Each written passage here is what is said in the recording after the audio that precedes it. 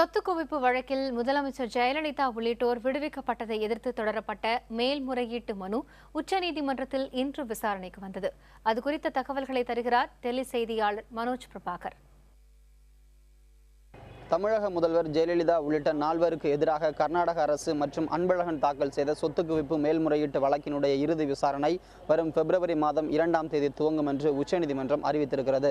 இன்று நீதிபதிகள் பினாகி சந்திரகோஷ், அமிதவா ராய் ஆகியோர் அடங்கிய அமர்வின் முன்பாக இந்த வழக்கு விசாரணை நடைபெற்றது. அப்பொழுது கர்நாடக அரசு மற்றும் அன்பழகன் ஆகியோர் தரப்பிலிருந்து வழக்கினுடைய இறுதி விசாரணையை அவசரம் கருதி மேற்கொள்ள வேண்டும் என்று கோரிக்கை விடுக்கப்பட்டது.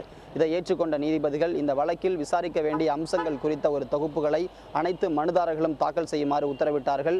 மேலும் வரும் பிப்ரவரி மாதம் 2ஆம் தேதி முதல் இந்த வழக்கினுடைய இறுதி விசாரணை நடைபெறும் என்றும் தொடர்ந்து பல்வேறு நாட்களுக்கு விசாரிப்பது குறித்து அன்றைய தேதி முடிவு செய்யப்படும் என்றும் தெரிவித்தனர்.